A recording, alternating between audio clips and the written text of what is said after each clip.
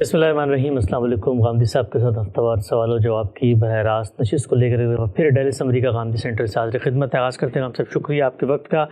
एक रिवायत बड़ी मशहूर बिलूम बयान की जाती है कि हराम वाज़ेह हैं और हलाल भी वाज़ेह हैं, और उनके दरमियान कुछ ऐसी चीज़ें हैं जो मुश्तबिहात हैं। और रिवायत के अल्फाज में आपके सामने पढ़ देता हूँ। आपने फरमाया, हलाल और हलाल के दरमियान कुछ मुश्तबिहात हैं जिन्हें अक्सर लोग नहीं जानते। बस जो शख्स शुबे में डालने वाली चीज़ों से बचा और उसने अपने आप को महफूज रखा, उसने अपने दीन और इज़्ज़त को महफूज कर लिया।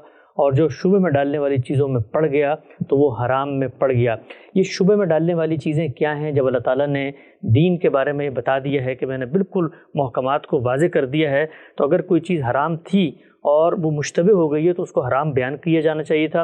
और बिलूम ये कहा जाता है मज़हबी उलमा की जानिब से कि जब किसी एक चीज़ के बारे में बाहमी तौर पे इख्तलाफ हो जाए, उलमा कह रहे हैं हराम है। एक मिसाल भी ले लेते हैं, मौसीकी के बारे में आमतौर पे दो आरा पाई जाती हैं। तो हदीस तो ये कह रही है कि जब शुबह आगे है तो अब आपने बचना है, तभी आपकी इज़्ज़त महफूज रहेगी। अल हलाल बैयन वल हराम बैयन, ये पहला जुमला बता रहा है कि अल्लाह ताला ने जिन चीज़ों के बारे में अपने बंदों से ये चाहा है कि वो उनको इख्तियार न करें, उनसे इज्तनाब करें, उनसे बचें, वो बिल्कुल वाज़े हैं। मैंने भी हलाल व हराम पर गुफ्तगू करते हुए ये बताया है कि तीन ही सूरतें हैं जिनमें दीन मुदाखलत करता है। वो हमारे बदन की तहारत के बारे में कुछ करने की चीज़ें बताता है, कुछ से बचने के लिए कहता है। हर मुसलमान जानता है कि सफाई और तहारत के लिए किन चीज़ों का ख्याल रखना है और क्या चीज़ें हैं जो दीन में गलाज़त या आलूदगी है, उनसे बचकर रहना है। ये वाज़े हैं बिल्कुल। किसी शख्स को कभी इसमें शुबा नहीं होता कि अगर बौल व बराज है तो उसको साफ़ होना चाहिए। इंसान पेशाब पाखाना करता है तो उसे कोशिश करनी चाहिए कि जो ज़राए मयस्सर हैं उनसे अपने बदन को पाकीज़ा बना ले, और अगर पानी मिल जाए तो सबसे बढ़कर उसी को इस्तेमाल करना चाहिए। हमारे यहाँ जिसको इस्तंजा कहा जाता है वो असल में क्या है, गलाज़त से निजात हासिल करनी है। और अल्लाह के पैगंबर के बारे में भी बताया गया है कि वो बहुत एहतमाम से इन चीज़ों की तालीम देते थे। तो यहाँ गोया ममनुआत या मुस्तहब्बात पैदा हो जाते हैं। इसी तरह का मामला खाने पीने की चीज़ों का दूसरा एक बड़ा बाब है जिसमें ये तय करना होता है कि क्या चीज़ें खाने की और क्या नहीं हैं, क्योंकि उसमें हमारे परवरदिगार ने हमें ये हिदायत दी है कि मुसलमानों से ये तकाज़ा किया गया है कि वो तय्यबात खाएंगे, तय्यबात इस्तेमाल करेंगे खाने पीने के लिए, खुरोनोश के लिए, खबाइस से अपने आप को बचाएंगे। इन दोनों लफ्ज़ों का इस्तेमाल बता रहा है कि इंसान तय्यबात से भी वाकिफ़ है और खबाइस से भी वाकिफ़ है, और वो इन चीज़ों को वाज़े तरीके पे समझ लेगा, तय्यबात को इस्तेमाल करेगा और खबाइस से अपने आप को बचाए रखेगा। तीसरी बड़ी चीज़ और आखिरी चीज़ अखलाकियात है। उसमें ख़ुद कुरान मजीद ने मुतय्यन करके बता दिया है कि 5 ही चीज़ें हैं जो अल्लाह ताला ने ममनू करार दी हैं या हराम करार दी हैं। फ़वाहिश को हराम करार दिया है, हक़ तलफ़ी को हराम करार दिया है। इसी तरीके से अल्लाह ताला ने जान माल आबरू के ख़िलाफ़ ज़्यादती को हराम करार दिया है, शिर्क को हराम करार दिया है, बिदअत को हराम करार दिया है। ये चीज़ें बिल्कुल वाज़ेह तरीके पर बता दी गई हैं। जब इस तरह की चीज़ें बताई जाती हैं तो ये देखा आपने कि उसूल में बताई गई, तय्यबात को खाओगे, खबाइस से बचोगे। इसी तरह उसूल में बताया गया है फ़वाहिश से बचोगे, हक़ तलफ़ी से बचोगे।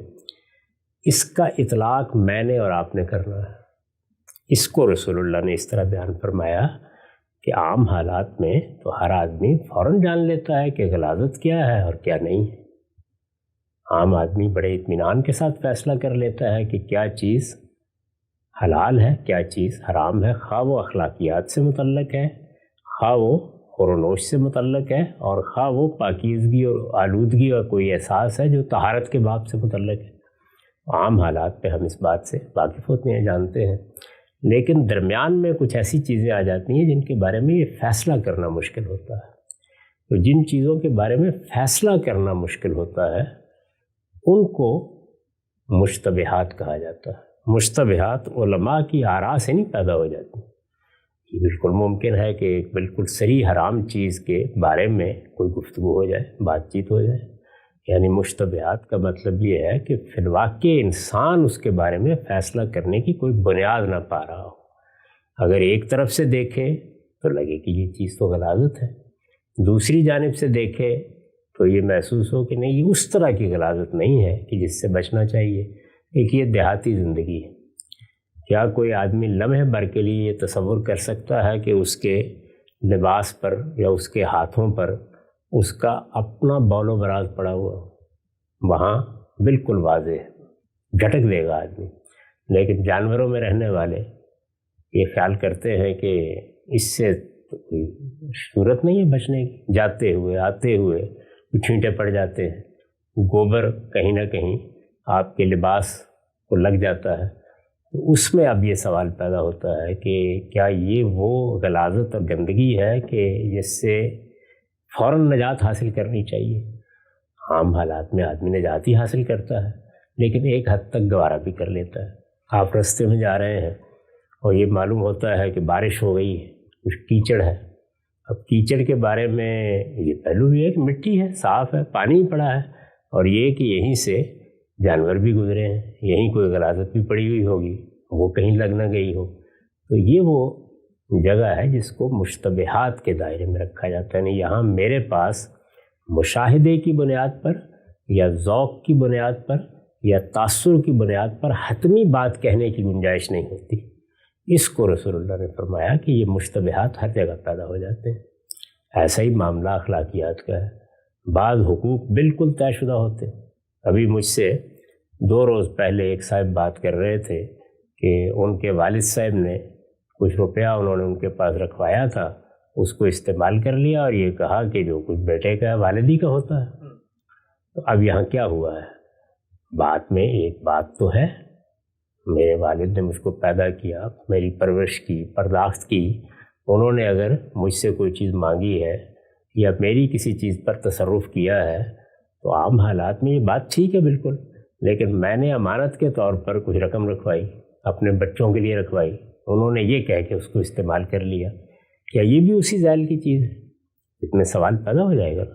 ये जो दसियों लोग हमसे बाज़ मौक़ों के ऊपर बाज़ चीज़ों के बारे में अल्लाह का हुक्म पूछते हैं, वो क्या चीज़ें होती हैं, उनमें वो ख़ुद फ़ैसला नहीं कर पा रहे होते। तो इंसान को अल्लाह ताला ने जो बसीरत, जो अक्ल दी है, उनमें बाज़ चीज़ें बिल्कुल वाज़ेह होती हैं, बाज़ चीज़ें ऐसी होती हैं जिनके बारे में बहस हो सकती है, जो बहस का मौजू बन सकती हैं, जिनमें 2 एहतिमाल पैदा हो जाते हैं। आदमी का ख्याल होता है कि ये कुछ एक ग्रे एरिया है जिसको हम बोलते हैं।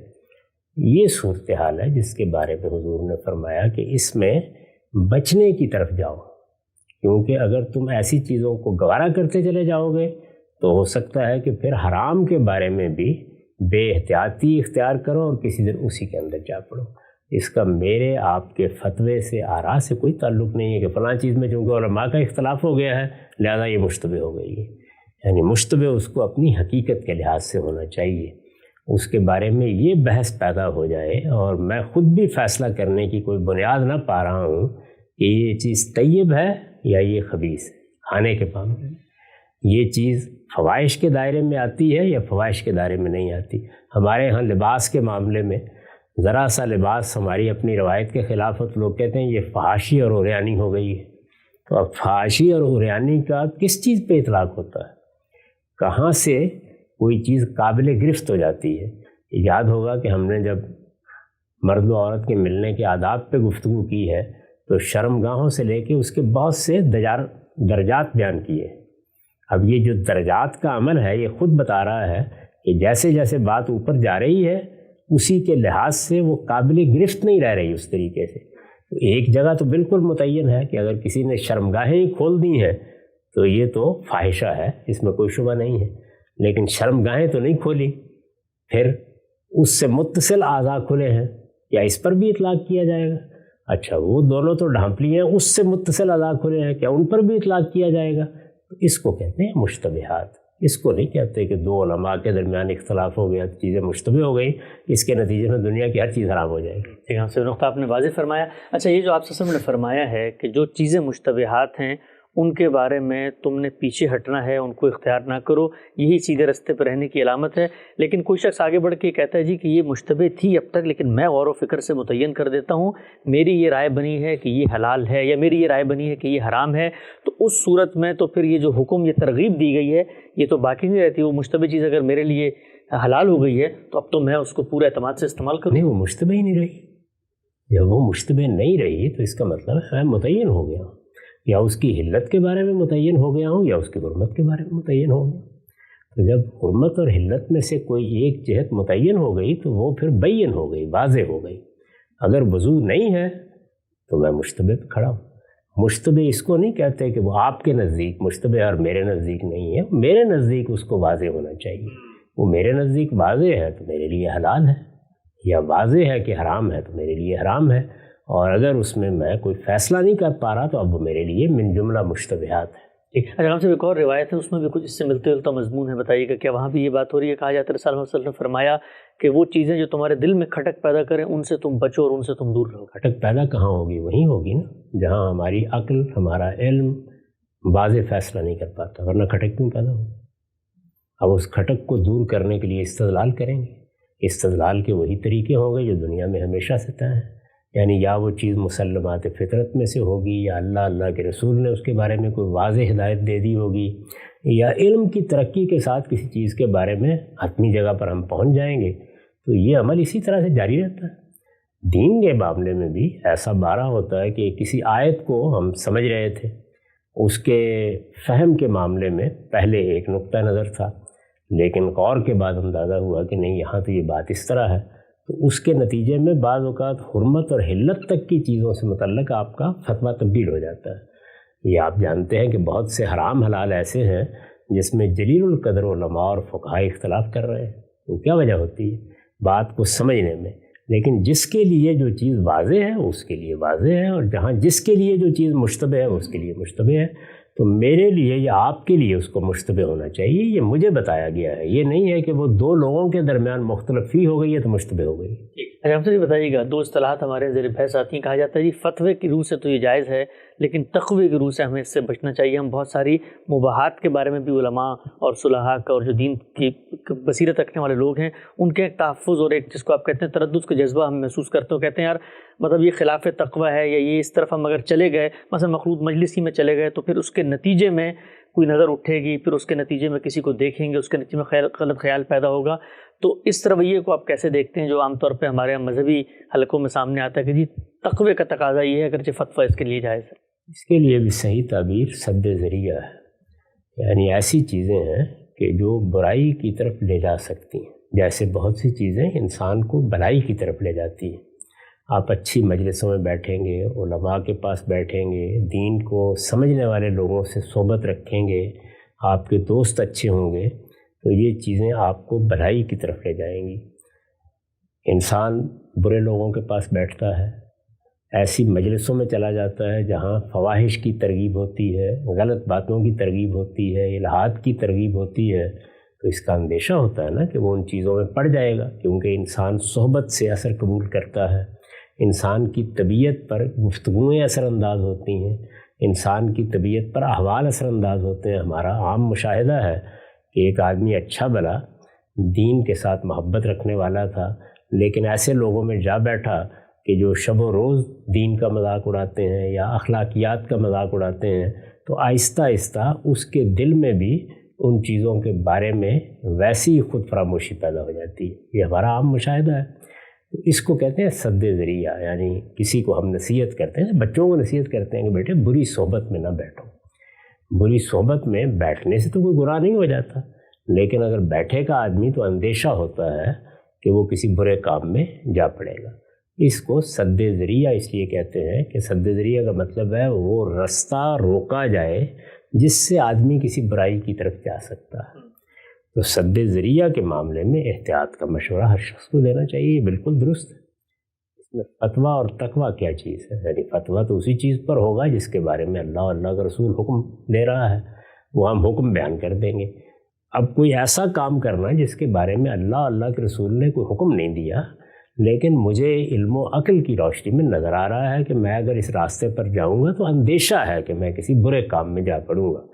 عقل یہی کہتی ہے، علم یہی کہتا ہے کہ مجھے اس سے بچنا چاہیے، یہی بات یہاں بھی کہنی چاہیے۔ تو تقویٰ یہ ہے کہ آپ ان چیزوں سے بھی بچیں جو کسی غلط چیز کی طرف آپ کو لے جا سکتی ہیں۔ یہ محتاط آدمی کا رویہ ہوگا اور اس سے وہ محفوظ رہے گا۔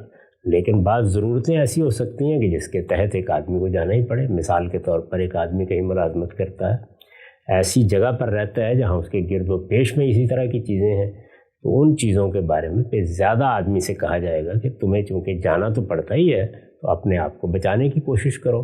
اب بچانے کی کوشش باطن میں ہوگی، ظاہر میں ہوگی، یہ سب چیزیں تقوی کی علامت ہے۔ اچھا، ہم سے ایک اطلاقی سوال پوچھ لیتا ہوں میں آپ سے، لوگ عام طور پہ پوچھتے بھی ہیں، یہ وطن علماء کو یا مذہبی لوگوں کو یہ گانے بجانے کے کانسرٹس وغیرہ میں جانا چاہیے، فلمیں وغیرہ دیکھنے جانا چاہیے؟ یہ بات یہ ہے کہ ایک آدمی جب دین کا عالم بن جاتا ہے تو لوگ اس کی طرف دیکھتے ہیں، اس سے دین سیکھتے ہیں، اس کو بڑے اعلیٰ کردار پر دیکھنا چاہتے ہیں۔ اس وجہ سے اس کو بہت سی چیزوں میں احتیاط کرنی چاہیے۔ کیوں احتیاط کرنی چاہیے؟ اس لیے احتیاط کرنی چاہیے کہ وہ لوگوں کا رہنما ہے، اور ایک رہنما کے لیے بعض وہ چیزیں جو بالکل جائز ہوتی ہیں وہ بھی بعض اوقات اختیار کرنا دوسرے لوگوں کے لیے غلط چیزوں کی طرف ترغیب کا ذریعہ بن سکتا ہے۔ یہ اصولی جواب ہے، یعنی اصولاً ایک عالم کو، ایک رہنما کو جس کی طرف لوگ دیکھتے ہوں، زیادہ محتاط رہنا چاہیے۔ اب زیادہ احتیاط کا یہ فیصلہ بھی حالات کے لحاظ سے ہو۔ ممکن ہے کہ بعض ایسی مجالس ہوں جن میں کسی سوسائٹی کا رواج ہو کہ لوگ جاتے ہیں، کوئی معنی نہیں ہے اس میں، یا ان میں ماحول ایسا ہوتا ہے کہ اس ماحول کو میں بھی اپنے لیے گوارا کروں، کوئی اور آدمی بھی اپنے لیے گوارا کرے۔ ایک جگہ ایسی ہو سکتی ہے کہ بظاہر تو کوئی ناجائز چیز نہیں ہے، لیکن مجموعی حیثیت سے وہ ماحول اچھا نہیں بنتا۔ لڑکے بالے بیٹھ کے آپس میں گفتگو کر رہے ہیں، لطائف سنا رہے ہیں، ایک دوسرے پر پھپتیاں کس رہے ہیں۔ اب اگر آپ بالکل فتوے کی نگاہ سے دیکھیں تو ہو سکتا ہے ان میں سے کسی چیز کے بارے میں یہ کہنا مشکل ہو کہ یہ کوئی ناجائز چیز ہے، لیکن بزرگ عام طور پر یہ کوشش کرتے ہیں کہ ایسی جگہوں پر نہ بیٹھیں۔ تو یہ بالکل ایک اور چیز ہے۔ اسی کو بعض صلحاء اس طرح بیان کرتے ہیں کہ بہت سی چیزیں ایسی ہیں جو عام لوگوں کے لیے بالکل جائز ہوتی ہیں، نیکی کے کام بعض اوقات کہے جا سکتے ہیں، لیکن وہ ابرار کے لیے سیئات بن جاتی ہیں۔ اس کا کوئی تعلق نہ فتوے سے ہے نہ اس سے، اس کا تعلق آدمی کے اپنے مرتبے اور مقام سے ہے۔ آپ نے دیکھا ہوگا کہ بہت سے لوگ ہیں جو یہ بات کہیں گے کہ یہ طالب علم بیٹھے ہوئے ہیں یہاں، یہ گپ شپ کریں، استاد کے شائن نشان نہیں ہے، یا یہ کہیں گے کہ یہ ہمارے رہنماؤں کے شائن نشان نہیں ہے، فلاں آدمی بڑا لیڈر ہے، اس کو یہ گفتگو نہیں کرنی چاہیے۔ لیکن وہی گفتگو ہو سکتا ہے کہ ایک سائیکل بنانے والے کی دکان پہ بیٹھے ہوئے لڑکے کے بارے میں آپ کو کوئی تردد پیدا نہ کرے، کسی دہقان کے منہ سے وہ بات نکلے تو کچھ فرق نہ پڑے۔ ہمارے یہاں پنجاب میں لوگ ایسے ہی تکیہ کلام کے طور پر گالی دے دیتے ہیں۔ تو اب کوئی آدمی گالی دے، ہو سکتا ہے کہ آپ ہنس کے وہاں سے گزر جائیں اور کہیں گے دیکھیے بڈھا آدمی ہے، اس کے باوجود بھی اس کی زبان سے کیا باتیں نکل رہی ہیں۔ لیکن وہی بات آپ کسی عالم کی زبان سے سنیں گے، یا وہی بات آپ کسی بڑے رہنما کی زبان سے سنیں گے، تو آپ کو خیال ہوگا کہ اس کو ایسا نہیں کرنا چاہیے۔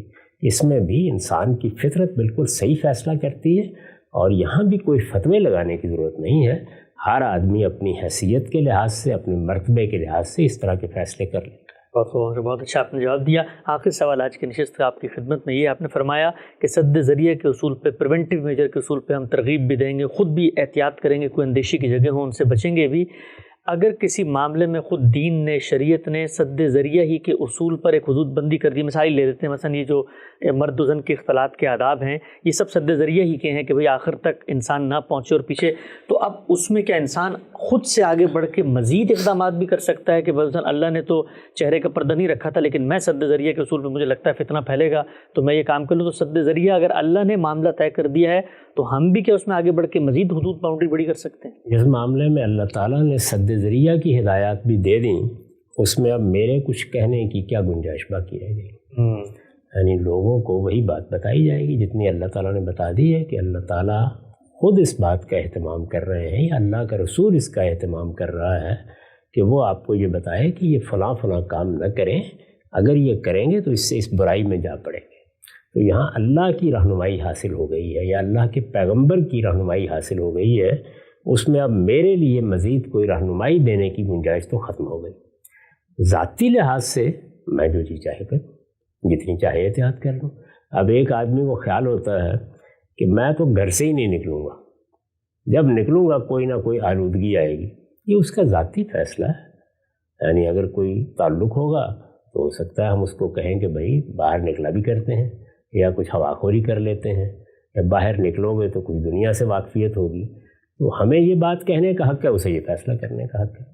اس کو آپ دین کی بات بنا کے باہر لے آئیں، لوگوں کو ایک عالم کی حیثیت سے اپنے طور پر متنبع کرنا شروع کر دیں، یہ بڑی خطرے کی بات ہے۔ تو اللہ تعالیٰ نے یا اللہ کے پیغمبر نے اگر سد ذریعہ کے طور پر کوئی بات کہہ دی ہے تو بس وہ آخری بات ہے، اس سے آگے ہم نہیں جا سکتے۔ بہت ہی اہم گفتگو تھی آج، وقت ہمارا یہاں پہ ختم ہوتا ہے، انشاءاللہ دوبارہ کل حاضر خدمت ہوں گے، اب تک آپ کا بہت شکریہ۔